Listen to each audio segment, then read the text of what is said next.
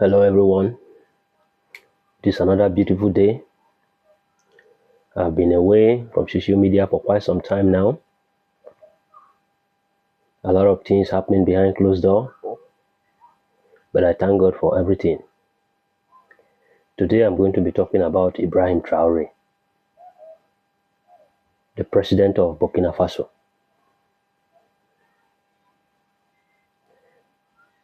I'm excited that the Muslim world is beginning to ask questions about their faith. I'm not just talking about Islam. I'm talking about radical Islam, Sharia. And the reason I'm very, very happy is because of the fact that what I have been saying to Muslims in northern Nigeria for a very long time, Ibrahim Traore said it, and is generating a lot of conversations in the north. Some of the custodians of this radical Islam, those who are saying that there must be Sharia in Nigeria, those trying to make Nigeria a Sharia state, they are not happy about Ibrahim Traore. In particular, Sheikh Gumi. Gumi came out openly and was critical of Ibrahim Traore, accusing him of being too young to understand international affairs and politics. Recently, the governor of Niger State in Nigeria said anybody, any sheikh or imam who preaches radical Islam, who preaches hate and killing, who support terrorism, that he was going to clamp down on such cleric. Sheikh Gumi again came out and said that the man should watch his utterances. I want to make this point very clear. In a sane country, in a country that want to operate on the basis of law, rules and regulation, peaceful coexistence, a person like Sheikh Gumi, who advocate openly for terrorists, who defend terrorists, will not be working freely. Now, in Burkina Faso, the government there, Ibrahim Traore, there is a law now in Burkina Faso that before you preach as a cleric, you must be certified by the government to do so. The government of Somalia, the Somali government, is doing the same thing now, asking people, religious leaders, to come for registration and be vetted before they could preach or teach people their own version of Islam. Why are they doing all this? Because they have seen that there is a problem. Because they have seen that Islam is a tool that is being used against Africa. I'm so happy. Sometime, I think in 2020, I was traveling from Kano State, Nigeria, to Zamfara State. And as usual, I'm someone who loves engaging in intellectual conversation. I love history. I've read history extensively. That is why I'm not a fan of religion. But I believe in God. I had the same conversation with a northerner, a Muslim from the north. I told him about the Arabs castrating Africans during the Arabian slave trade. Ibrahim Traore said it recently. He gave a very clear, unambiguous account of the Arab-Muslim conquest of black people, especially in North Africa. The country you see as Egypt, Morocco, and all this. Tunisia, the people living there were black people before. The Arab came, exterminated them, took over their land. Ibrahim Traore also spoke about the fact that Saudi Arabia, some of these Arab countries, they give scholarship to Africans, black Africans, to go to Saudi Arabia and other countries in the Middle East to study radical Islam. Those people, when they come back to their respective African countries, they begin to advocate for Sharia. They want to make that African country a Sharia state. And I'm so happy that Ibrahim Traore did not mince word. He was of the view that when you travel out of any African country, they don't ask you what religion, they ask you what nationality. And that religion cannot take over Burkina Faso. That Burkina Faso as a state, as a country, comes before any religion. That those who believe differently in Burkina Faso are going to operate on the basis of law for everyone. He wants peaceful coexistence in his country. And that people had met him behind closed door, urging him to turn Burkina Faso into an Islamic state, which he rejected. I was at Unijos. As usual, I love to engage people. I love history. So I was in the midst of some Muslims, I was telling them this history. Immediately you begin to open their eyes to some of this historical fact.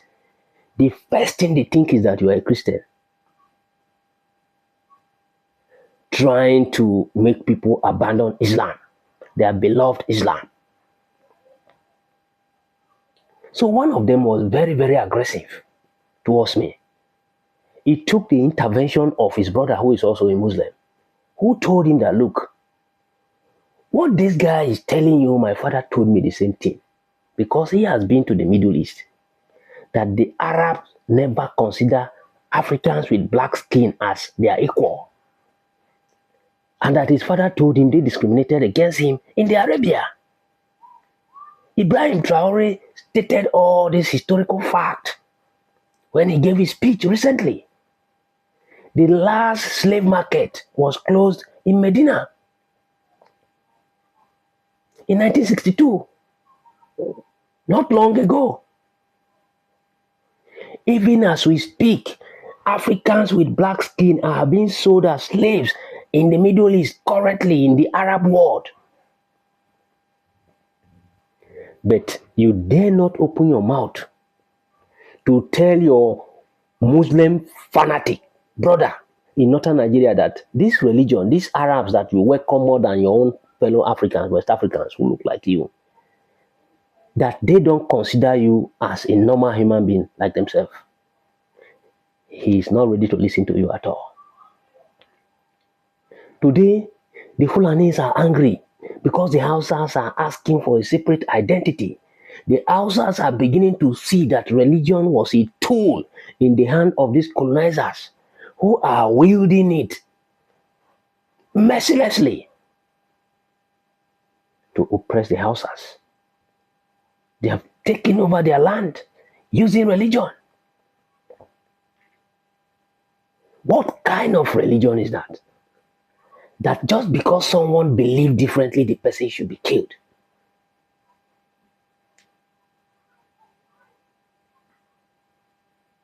What kind of religion is that?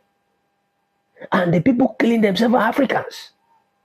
Ibrahim Traore said it, that nowhere you go as an Africa, that people there from other civilizations will accept you and treat you as their equal. That the only person who can accept you and treat you as his equal, more often than not, are your fellow Africans. Muslim fanatics in the Arab world, in Africa, all of them are angry. Because Ibrahim Traore is bringing out historical facts that they have been hiding for so long. You know, when you talk about slavery, people look in the direction of the Europeans. What the Arabs did to Africans was horrible, more horrible than what the Europeans did. I'm not trying to justify slavery or colonization, but the Arabs were more pernicious. You understand what I'm saying? But the irony is that when you go to northern Nigeria and you are not a Muslim, the Muslim fanatic in northern Nigeria who has no sense of history prefers the Arabs to you, his own brother and sister who look like him. That is the tragedy of that part of the country. When Sanusi, the emir of Kano, was saying that poverty rate is 80% in northern Nigeria, is only 2% in the southern part of the country, people don't want to hear it. Ibrahim Traore said that people from other civilization, colonizers, told him that Africans are cursed. They cannot understand what Traore is trying to do for them. They are going to revolt against him. France in particular, people from the West, they are the ones sponsoring these terrorists. And Ibrahim Traore said it. What they do is that, even recently, Abdurrahman Chiani, the leader of Niger Republic, was also saying the same thing. That they get the Africans, they give them money, they fund them, and then they give them an ideology. It is that ideology that they use to kill people, their own fellow Africans. When I was at the university in Nigeria, oh my God, my classmates, people everywhere in the surrounding, I was hated. They never liked to see me. If not that I was a mentally strong person, I would have committed suicide a long time ago. But I said, no, this is ignorance at work. Even some youth in northern Nigeria now, they are beginning to see the danger of this Islam, this radical Islam. And when I talk about radical Islam extremism, I want people to know that I am not speaking as a Christian because I don't practice religion. I believe in God in my own way. There is also extremism in Christianity, especially these people that call themselves evangelical Christians, the Protestant people. Churches were being funded from the Western world to divert our attention from matters that are important. CIA, United States of America, was behind it. It is so bad today that even if you give the Christians independence, they will fight because the man from Redeem will not agree with the man from Lost Chosen. The man from Dunamis will say, no, the Catholic cannot champion it. So I suppose this body of Christ is a single entity. Why is there so many divisions? So that Africans are at war all the time over irrelevant issues. Why can't we coexist? You are in Europe, you are moving from England to France, the border is free. Go to Africa. If you move from Nigeria to Cameroon, passport. You move from Nigeria to Benin Republic, passport. Immigration officers at the border. Because we hate ourselves. A policeman was caught on camera recently telling a motorist, if you were Igbo or any other tribe, I would have detained you. That is how bad it is. But you dare not say it. You dare not say it. If Theophilus opens his mouth to say it, oh my God, he's Antichrist. He doesn't go to church. Yeah, he has problems. He has issues. Theophilus is sick. What has religion done for us? I'm asking Africans, what has religion done for us? In the morning, in the afternoon, in the evening, Allahu Akbar, Allah Ya Isa, Allah this, Allah that. And you go to the Christian side, oh Jesus, oh God, oh this and that. These are the same people who mess up that society. Nothing is functioning.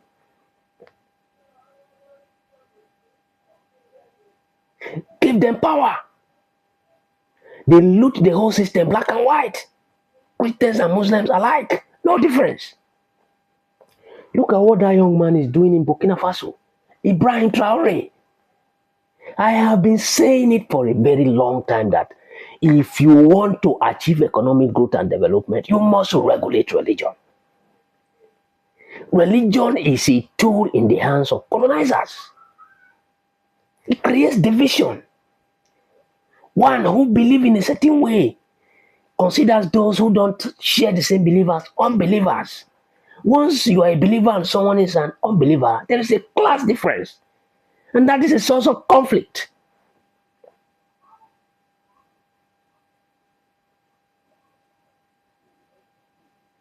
I can't say this enough.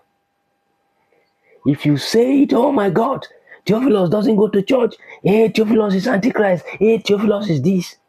I'm very happy as you see me. I try to force relationship with people who were fanatics. But along the line, I discovered that it's not worth it. I will have my peace without these people. And once I detached from that relationship, I became a very free person. In fact, now people are calling me and say, Theophilus, you are getting fat. It's rest of mind. I'm free. The youth are asking questions. Religion is beginning to lose its legitimacy in Africa. It's not because Theophilus is saying it. Because of the reality on ground. Africa can't live together. Now you can't go to the farm in Nigeria. There are a group of people who say they want Sharia. Terrorism. Radical Islam. Radical Christianity. Everyone is trying to claim absolute truth. My own is the best. That is why today we can't coexist in Nigeria, in Africa. I'm very angry. But I'm good. I'm good because the youth are asking questions now. And let me use this opportunity to make it very clear. What is happening in Africa is a revolution. Today, as an imam, you can't go to anybody and begin to tell him, go and do this, go and do that. This is what God has said. And the person will just believe you. The veil covering their eyes is gradually disappearing. Recently, one imam was reported to the authority in Niger Republic. He was said to be supporting radical Islam, supporting terrorists. So the government of Niger Republic took hold of him. I did a video recently, I was telling you about Ibrahim Traore in Burkina Faso, arresting one particular imam and pulling down his mosque. I was traveling along the road in northern Nigeria. I think that was 2021. I was with a Muslim, of course. And then, as we were going, we saw so many mosques along the road. And the man, it's as if he knew the type of conversations I want to listen to. He just opened his mouth and said, there are too many mosques here. We don't need all these mosques in northern Nigeria. Why not factory? I pinched myself. I said, so there are people who think like this in northern Nigeria. I don't want to use my mouth to say it. Then I told the man politely that, look, this conversation you want to initiate me, I'm afraid I don't want to have this conversation here. Because your people, the way they think, I don't want to say something that people will think I'm insulting them.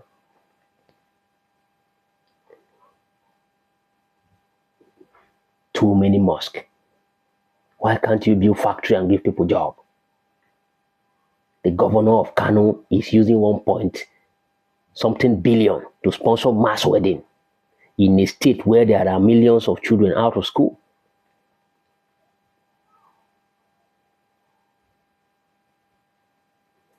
So, That is all I have for you tonight. If you are my friend on social media, you're someone who follow me, and you don't like what I say, just kindly unfriend me. I personally am not someone, I don't have time for emotional people. Nonsense. I don't have time for nonsense. I believe in God. I am telling you categorically that the way we practice religion in Africa is a problem. So if you don't like to hear that, just unfriend me and leave me alone. That is all I have for you tonight, and I'll see you again in my next video.